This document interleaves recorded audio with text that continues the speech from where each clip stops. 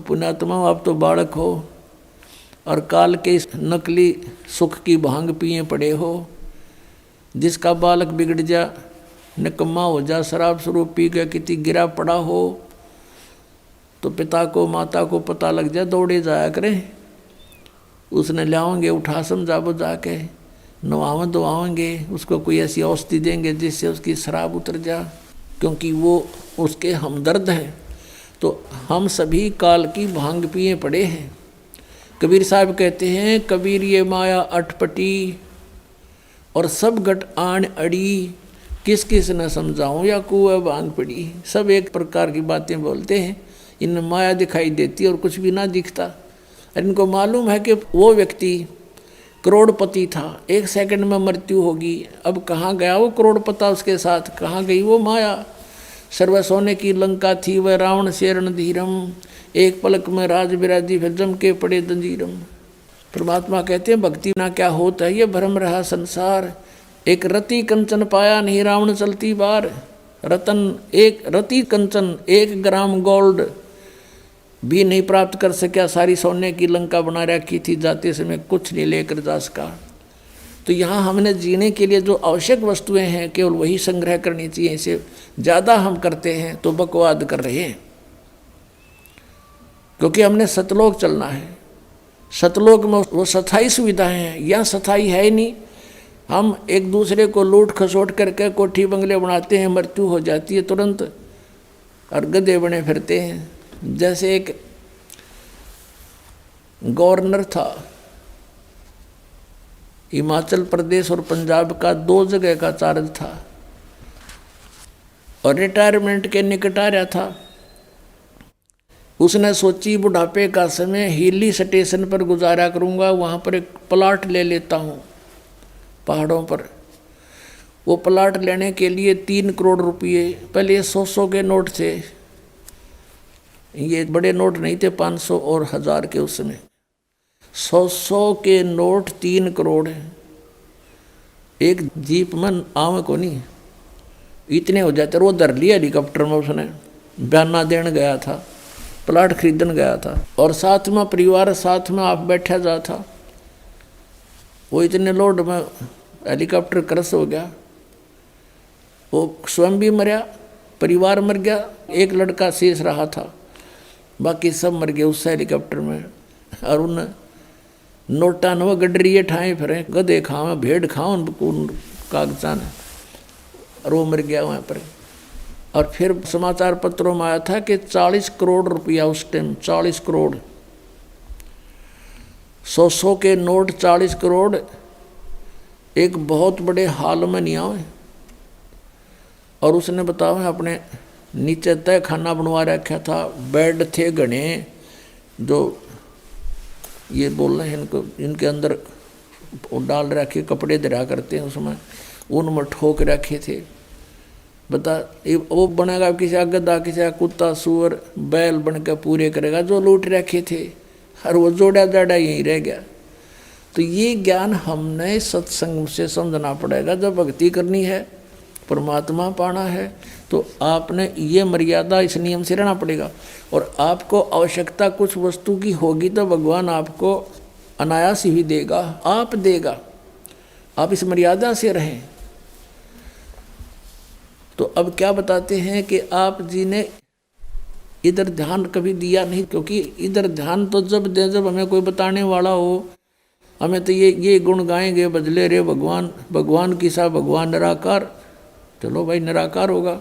अब भगवान से हम मिलना चाहते हैं, हर भगवान निराकार बताते हैं, हमारी बुद्धि काम नहीं कर रही थी कि ये क्या बोल रहे हैं, बकवाद कर रहे हैं।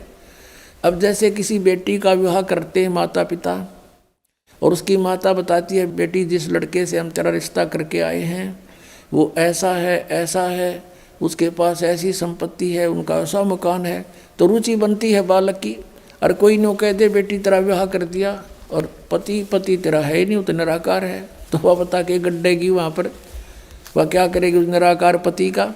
तो अब हम परमात्मा से मिलने की चेष्टा करते हैं और कहते हैं भगवान निराकार है। और ये राधा स्वामी पंथाले, धन धन सतगुरु पंथ सिरसाले, डेरे वाले, सच्चा सौदे वाले और जय गुरुदेव वाले और ये जनौद वाले, भिवानी वाले, एक राधा स्वामी पंथ समझो सारा ही।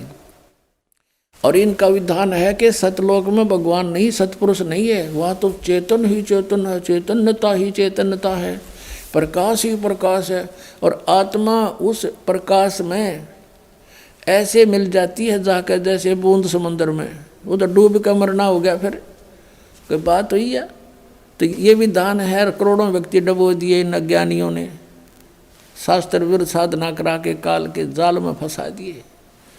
अब कहें तो दुख मानते हैं श्रद्धालु भी कि रामपाल तो आलोचना करता है। आलोचना की परिभाषा बदल ली तुमने अज्ञान के कारण। सत्य कहना आलोचना नहीं होती, वह सत्य होती है। आलोचना होती है किसी के बारे में झूठी बकवाद करे। हम तो विद प्रमाण बोलते हैं, आप ही के पुस्तकों से दिखाते हैं कि ये देखो दुर्गति हो रही तुम्हारे परम धनी शिवदयाल की, भूत बनकर अपनी शिष्या बुक्की में फिर शंका समाधान करने लग रहा बैठ के।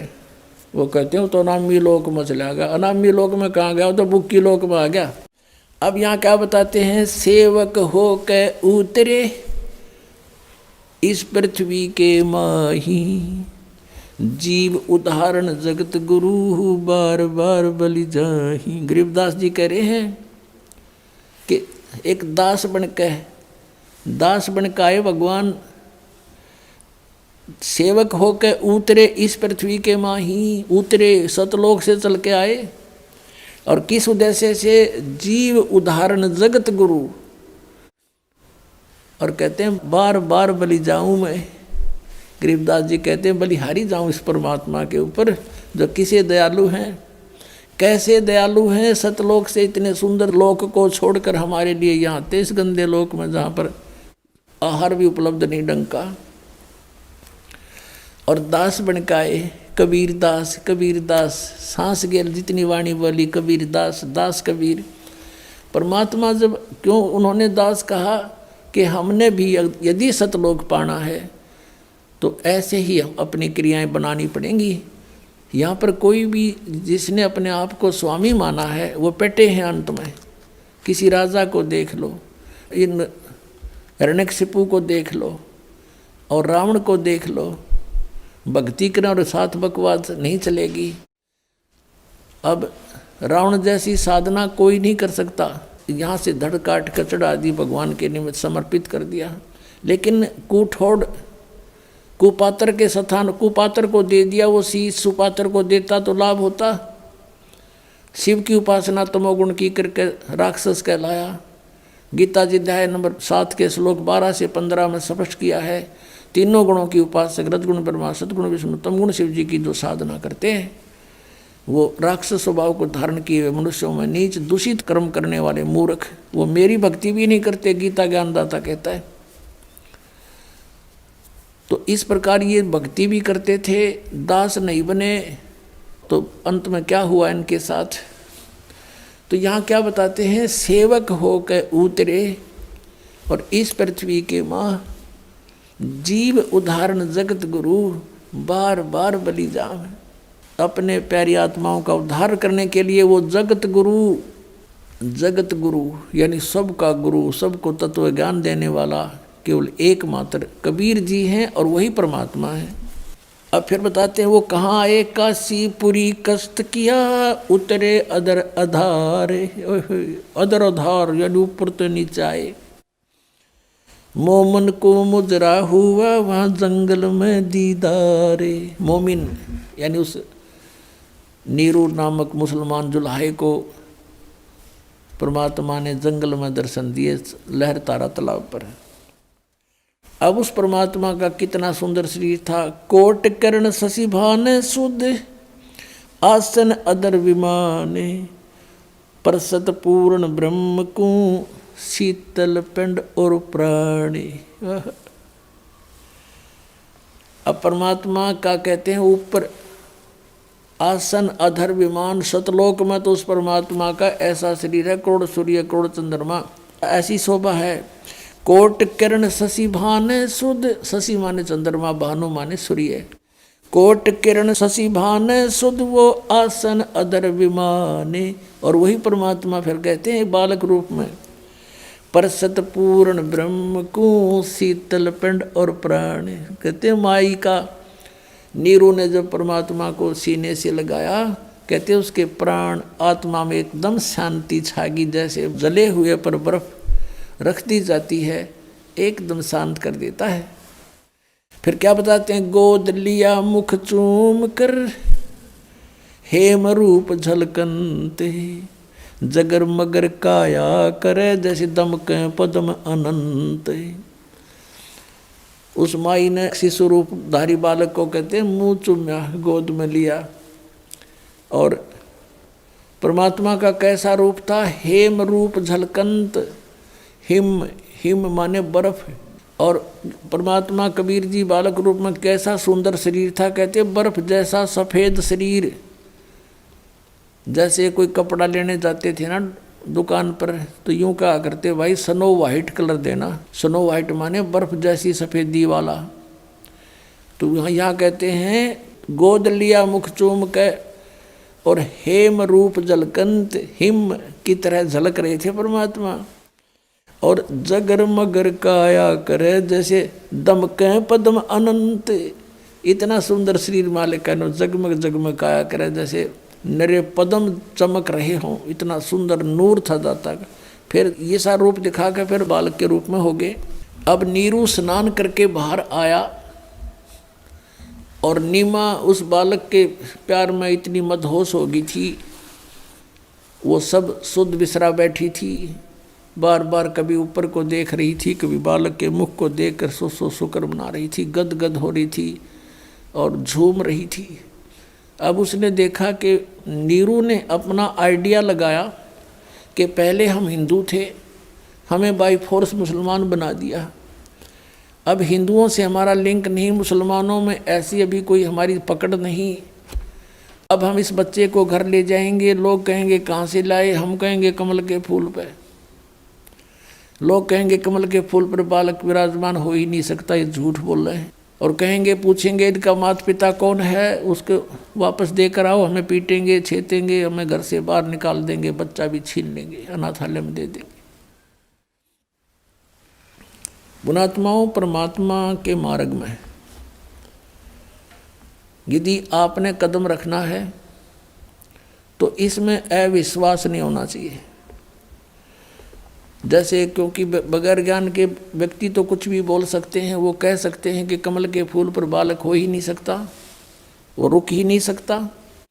भगवान ने पृथ्वी रोक रखी बगैर किसी स्तंभ के, बगैर किसी सपोर्ट के, और ये घूम रही है खुद भी और वैसे भी घूम रही है ऐसे, तो परमात्मा क्या नहीं कर सकता। फिर भी आपको एक उदाहरण बताते हैं। इस दास को क्रोथा कांड के झूठे केस में जेल में कुछ समय व्यतीत करना पड़ा। वहाँ पर एक कर्मचारी था, यानी वार्डन था, जिस वार्ड में मुझे रखा हुआ था। तो वो आते थे, चर्चा करते थे, पूछते थे महाराज कारण क्या हुआ, सब उनको सच्चाई बताते थे। वो भी परिचित हुए सच्चाई से, एक सचमुच आपके साथ तो ये राजनीतिक षड्यंत्र है, हम भी अब बहुत महसूस कर रहे हैं। तो फिर ज्ञान चर्चा होती थी, तो हमने कहा कबीर इज गॉड, ऐसे ऐसे वो अवतरित हुए, कमल के फूल पर आए। तो उससे पहले वही वार्डन, वो पुलिस वाला कह रहा था, 2 दिन पहले चर्चा चल रही थी, कहने लगे जी हमारा एक मित्र है पुलिस वाला, उसके घर पे एक बथुआ है। बथुए का पौधा आपने देखा होगा, 1.5-2 फुट का होता मैक्सिमम, हमने तो इससे बड़ा देखा नहीं था। वो बता रहा है कि बथुए का पौधा 10 फुट ऊंचा है, 10-11 फुट, और नीचे से उसका पेड़ जो है तना लगभग 3-4 इंच मोटा है, और वो सदाबहार है, यानी पूरे वर्ष वो हरा भरा रहता है, उसके पत्तों का साग बनाकर खाया जाता है। अब हमने तो अविश्वास हुआ नहीं भी होगा, हो सकता कोई बड़ी बात नहीं। अब फिर एक दिन ये चर्चा चली जब इस दास के साथ कि भाई परमात्मा कमल के फूल पर आकर विराजमान हुए, तो यहाँ आकर वो अड़ गया न, बोला जी यह बात नहीं समझ में आती आपकी, और सारी मान लेंगे, लेकिन कमल के फूल पर बालक कैसे रुक सकता, वो तो बिल्कुल पत्ते से होते। मेरे फिर वह बात याद आ गई। मैं कहने लगा भगत एक बात बताओ, आप परसों बता रहे थे कि आपके एक मित्र के घर पर एक बथुआ है और वो 3-4 इंच मोटा उसका तना है और 10 फुट ऊंचा लंबा है। ये संभव हो सकती है? कभी देखा तो नहीं, हमने तो 2 फुट से ऊपर कभी बथुआ देखा नहीं। हम किसान परिवार में जन्म हमारा, और आप ये कह रहे हो कि ऐसा धर्म, वो भी मान रहे हैं कि परमात्मा कुछ भी कर सकता है।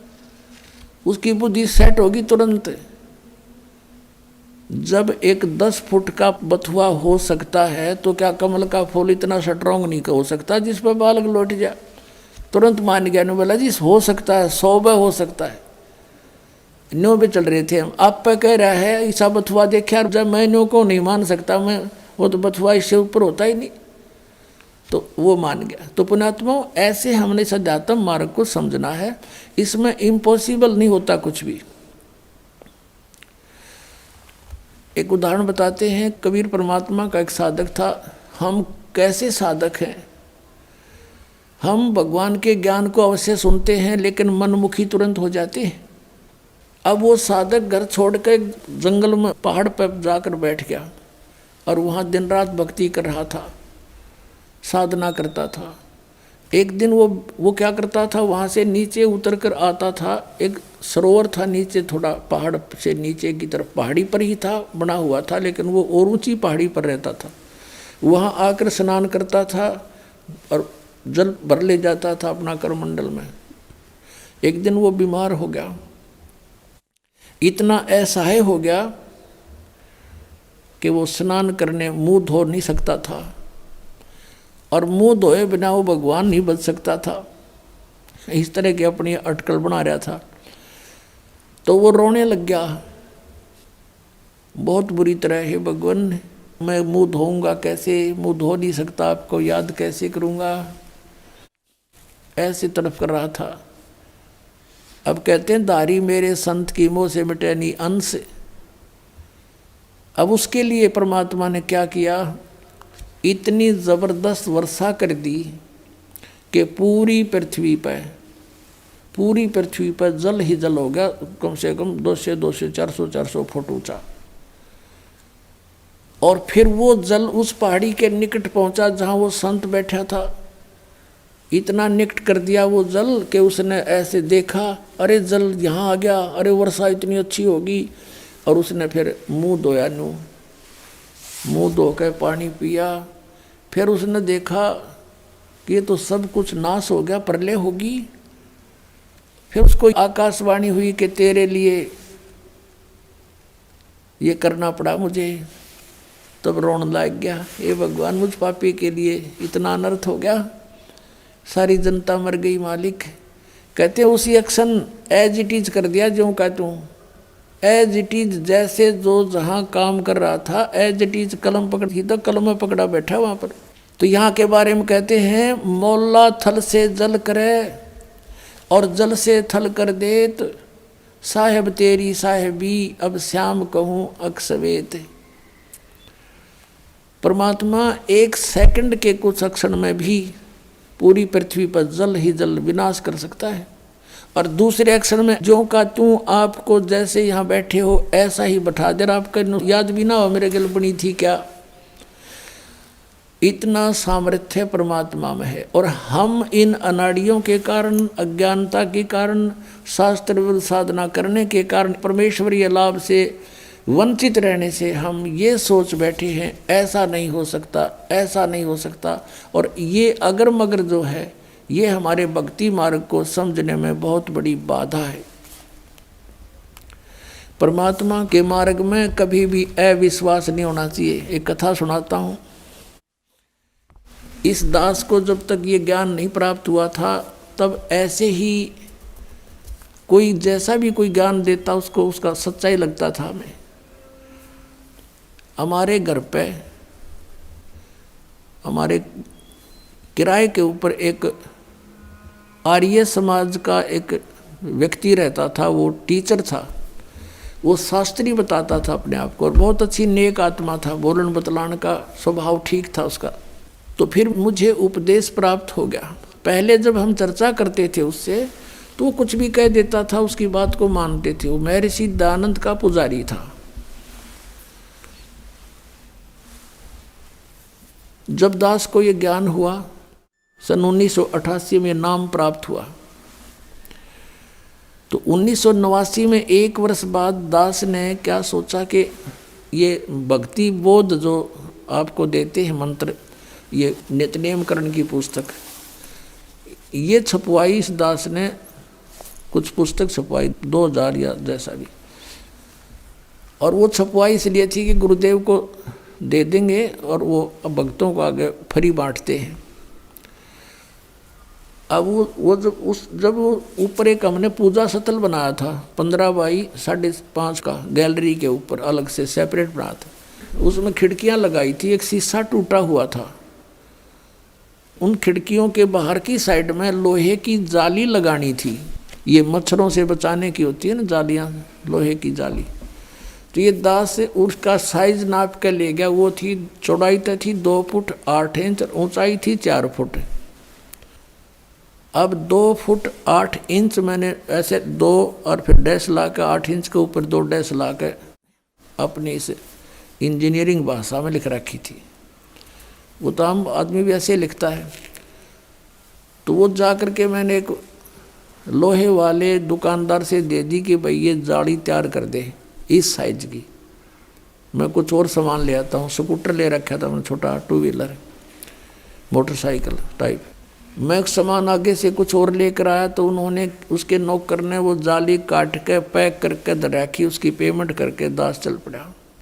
घर पे आया, बड़ा लड़का छोटी उम्र का था, 13-14 वर्ष का होगा, और एक और किराएदार रहता था वहीं पर, बिहार साइड का था वो।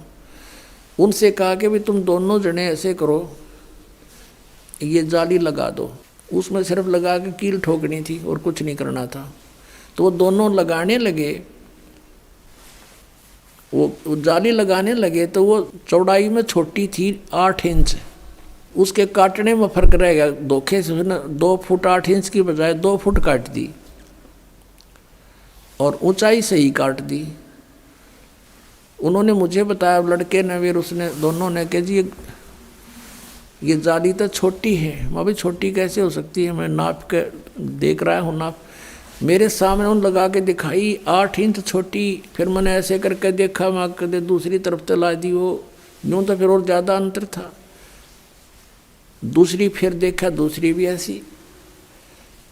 अब वहाँ जहाँ मकान बना रखा था शहर, वहाँ से काफ़ी दूर था, 3-4 किलोमीटर की दूरी पर। मैंने सोचा फिर देखेंगे, अब समय नहीं है। सुबह उठकर जल्दी अपनी ड्यूटी पर चला गया। उन्होंने पीछे से उठा कर वह स्टोर में फेंक दी, उनकी माँ ने जाली। अब फिर ऐसे ही फिर कुछ दिनों के बाद क्या किया, पुस्तक छपवाई भक्ति बोध, और वो ऊपर रख दी उस पूजा स्थल में, तख्त के ऊपर। कुछ दिन के बाद क्या देखा कि शीशा फूटा हुआ था खिड़की एक साइड का, उसमें से चूहे घुस के उनको काटना शुरू कर रखा। तो फिर मेरे दिमाग में आई कि वो जाली जो 2 थी, उन दोनों को एक पर लगा देते हैं फिलहाल, फिर देखेंगे। कुछ समय नहीं था, कुछ ऐसा लीला मालिक की थी, यो खेल खेलना था इस दास के साथ। तो मैंने उन बच्चों से कहा कि भाई ऐसे करो, वो जाली जो छोटी थी कहाँ जी, वो ऊपर रखी है स्टोर से निकाल के, इन दोनों को ऊपर ओवरलैप करके एक खिड़की को कवर कर दो, इसमें से चूहे घुसते हैं। और पुस्तक काट दी भगवान की। उन्होंने कहा ठीक है जी। मैं चला गया अपनी ड्यूटी पर। तो शाम को मुझे चिंता थी कि नहीं लगा रखी होगी, तो बच्चों से लगवाऊंगा। तो क्या देखा कि एक जाली लगा रखी है, एक जाली नीचे पड़ी है। अब मैंने देखा कि वो एक ही जाली पूरी पूरी लगी हुई है और कुछ एक्स्ट्रा लटक रही है। मैंने उनकी माँ से पूछा कि ये जाली वही है या कोई और चेंज करवा लाए बच्चे। उसने कहा जी मैं सुबह से इसको कह रही थी भाई तू लगा दे, इस जाली को लगा लो, तेरा पापा फिर नाराज होगा। और ये मान नहीं रहा था, खेलने चला गया। अब आया था 20 मिनट पहले और मैंने उतार के ये अभी दी थी इनको। वही किराएदार जो अनिल नाम था उसका, बिहार का रहने वाला था, उन दोनों ने सीढ़ी लगा करके वो एक साइड में लगा दी थी और वो एक लादी रे एक पड़ी। मैंने कहा ये जाली तो छोटी थी। अब उनका ध्यान नहीं इतना और मेरा कलेजा पकड़ लिया। मैंने कहा बच्चा कहाँ है? वो बुलाया, दोनों इकट्ठे करे कि भी साची बताओ। मैंने लड़के से कहा मेरे सिर पर हाथ रख के और कबीर साहब की कसम खा बेटा कि तू और नहीं लाए जाली। अगर नहीं पापा अभी मेरी मान उतार के नीचे डाली है। अरे ने पूछ लो, अभी लगाई हमने। फिर मैं उनको याद दिलाया कि ये छोटी थी जब तुम पहले लगा रहे थे, साल भर पहले, 8-9 महीने पहले। कहा ये छोटी थी, बिल्कुल छोटी। दोनों को याद आ गया। अरे ये कैसे पूरी होगी कि हमने नहीं पता। एक ये पड़ी, उनको जंग लगा हुआ थोड़ा थोड़ा। एक रेनी सीजन ऊपर का उतर गया था उसका, वर्षा का मौसम भी ऊपर का उतर चुका था। पुण्यात्माओं, वो दिन है राज। ये दृढ़ हो गया इस दास को कि परमात्मा जो चाहे सो कर सकता है। हमने सुना था द्रौपदी का चीर बढ़ा दिया, परमात्मा ने दास की लोहे की जाली बढ़ा दी।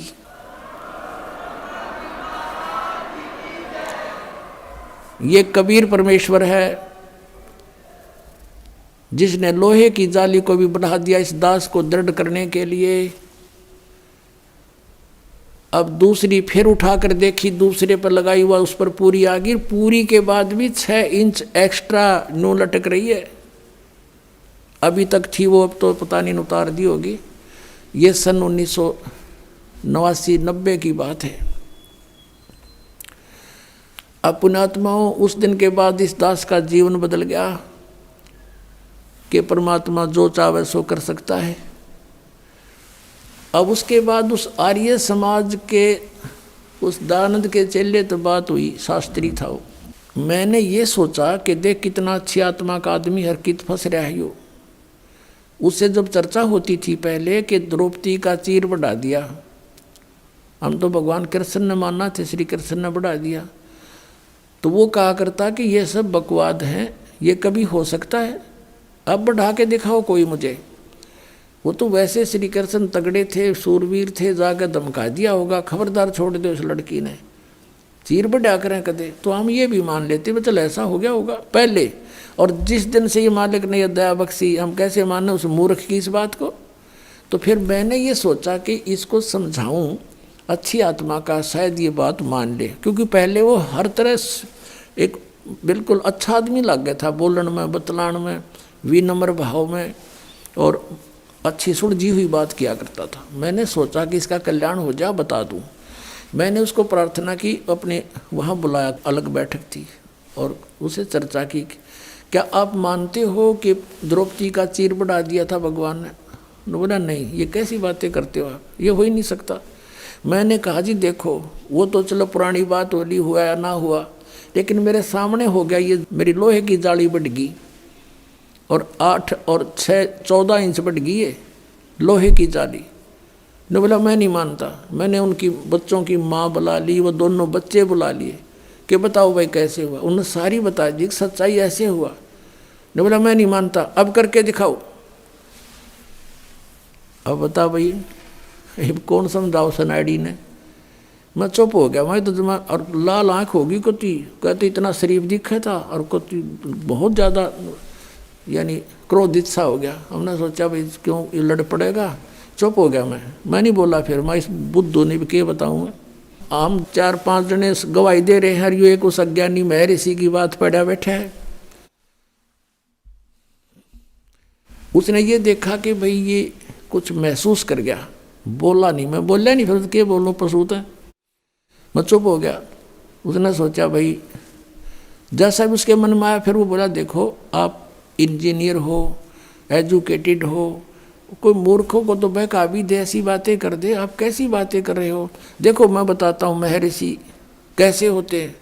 एक बार महर्षि दयानंद योग अभ्यास कर रहा था एक बंद कमरे में, आसन पद्म लगा के, और वो जमीन से ऐसे उठता था और छत के सिर लगा के वापस आ जाता था।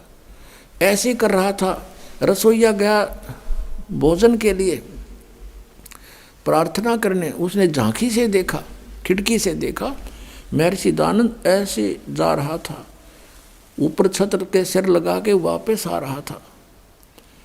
उसने औरों को बुलाकर दिखाया, देखा ऐसे होते महर्षि। मैं बोला झूठ, कति झूठ, तू करके दिखा।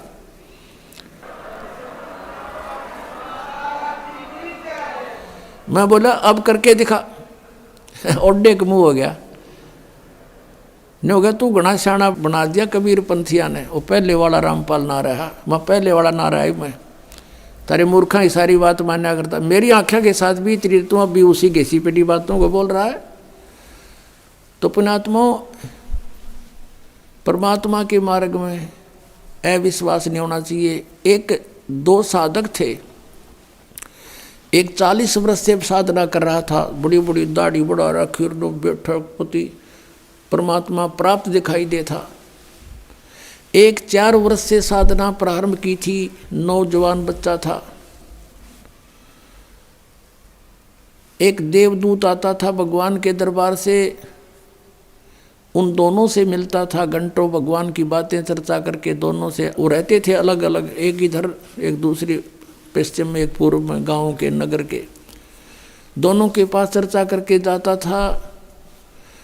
एक दिन उस देवदूत ने भगवान से कहा, भगवान विष्णु से, कि भगवान आपके 2 भक्त बड़े अटल हैं, आपके ऊपर पूरा विश्वास करते हैं। विष्णु जी ने देखा, ध्यान दृष्टि से कहा कि नहीं, उनमें से एक भक्त है, एक भक्त नहीं है, वो ढोंग कर रहा है। तो देवदूत ने कहा कि भगवान वो होगा जो अभी 4 वर्ष से लगा है, कि नहीं, जो बहुत पुराना लगा हुआ है वो भक्त नहीं है, वो विश्वासी नहीं है। देवदूत को ये समस्या आ गई कि शायद भगवान ने समझा नहीं होगा ढंग से। कहने लगा, जी इधर पूर्व की साइड में बैठा है ना, वो दाढ़ी बड़ी बढ़ रही है, बड़ा वो है, 40 वर्ष से लगा हुआ, आपका पक्का भगत है। कहने लगे वही तो भगत नहीं है, भगवान बोले। अब वो देवदूत उसके मुंह का नहीं देखा, मालिक के मुंह का नहीं, भाई कैसे बोल रहे हैं परमात्मा। तो विष्णु ने कहा कि आपको मेरी बात पर विश्वास नहीं हुआ। देवदूत ने कहा, भगवान ये तो नहीं हो सकता कि आपकी बात अविश्वसनीय हो, लेकिन मेरी बुद्धि छोटी है, ये काम ना कर रही। तब विष्णु जी ने कहा कि आज तू थोड़ा सा देर से मिलने जाना उनको, और वो कारण पूछे तो उनको ये बताना। अब ठीक है। वो सबसे पहले गया तो उससे के पास जिसने सही भगत मानना था, 40 वर्ष से भक्ति कर रहा था, उसके पास गया तो उसने पूछा उस बड़े भगत ने कि देवदूत आज तो बहुत देर कर दी, 2-3 घंटे लेट आए, क्या बात होगी, स्वस्थ तो हो। तो देवदूत ने कहा कि भगत क्या बताऊं, आज तो भगवान ने ऐसी अनहोनी कर दी। परमात्मा ने दिन के 1 बजे और एक अनहोनी लीला करनी थी, उसको देखने के लिए रुका रहा मैं। क्या करनी थी कि एक हाथी को और सुई के उस सुराख से निकालना था, सुई के सुराख से निकालना था। धागा डालने का सुराख होता सुई में, उसमें से हाथी निकालना था। और मैं उसको देखने के लिए रुक गया। उस 40 वर्ष वाले साधक ने पूछा, फिर क्या हुआ? कि भगवान ने सचमुच हाथी को सुई के धागा डालने वाले सुराख में के निकाल दिया। वो क्या कहता है कि देवदूत ऐसी झूठ बोल किसी का जच जा, ऐसी बकवाद नहीं करा करते, ये कभी हो सकता है? अब देवदूत उसके मुंह का नहीं देखे, डांगर बोल रहा कि है दिखा ऐसा भगत, इस पर विश्वास नहीं भगवान का। वो तो उठ कर चल पड़ा, भाई भगवान ठीक कह रहे थे, ये तो नरा पशु है, खाम खांडले ढो रहा है। जब इसने न विश्वास नहीं, भगवान क्या नहीं कर सकता, फिर क्या फायदा इस भक्त का। अब उठ के गया वो 4 वर्ष वाले के पास। उसने तो वहाँ तो सोचा था कि वो तोड़ के मैं एंड बैंड बोलेगा, जब मैंने युज कर दिया था। अब उसने भी यही प्रश्न किया कि देवदूत आपकी इंतज़ार कर रहा था, पलक बिछाए बैठा था, आएंगे आप, आते हो, चर्चा हो जाती है परमात्मा की, दिल लगता है। आज आप बहुत देर कर दी, मैंने सोचा था आज नहीं आएंगे, आज का दिन तो हमारा व्यर्थ हुआ। क्या कारण है देवदूत इतना देरी करने का? उसने फिर यही बताया कि दिन के 1 बजे परमात्मा ने एक लीला करनी थी। और भाई कमाल कर दिया। भगवान ने तो हद कर दी कि सुई की सुराख के अंदर से हाथी निकाल दिया, बे अचरज कर दिया। अब वो कहता है कि ये क्या अचरज है, देवदूत भगवान निकाल दे पूरी पृथ्वी ने सुई की नोक में गए, भगवान क्या नहीं कर सकता। तब उसने देवदूत ने उस 4 वर्ष के साधक को सीने से लगा लिया और कहा, धन है तेरे माता पिता जिससे जन्म हुआ, तू है भाई सच्चा भगत, भगवान ठीक कह रहे थे, तू 1 नंबर का भगत है। जिसमें विश्वास नहीं भगवान का, और परमात्मा भी कहते हैं क्या हुआ भक्ति करने जब मन में नहीं विश्वास, क्या फायदा उस भक्ति का। परमात्मा जो चाहे सो कर ही, सतगुरु जो चाहे सो कर ही, 14 कोट दूत जम डर ही, ऊत भूत जम त्रास निवारे, और चित्रगुप्त के कागज पाड़े। बोलो सतगुरुदेव। आप सुन रहे थे जगत गुरु तत्वदर्शी संत रामपाल जी महाराज जी के मंगल प्रवचन। अधिक जानकारी के लिए विजिट कीजिए हमारी वेबसाइट www.jagatgururampalji.org। संत रामपाल जी महाराज जी के शुभ आशीर्वाद से पूरे विश्व भर में 500 से भी ज्यादा नाम दीक्षा केंद्र हैं, जिन पर संत रामपाल जी महाराज जी द्वारा ऑनलाइन निशुल्क नाम दीक्षा दी जा रही है। अपने नजदीकी नाम दीक्षा केंद्र का पता करने के लिए संपर्क करें 8222880541।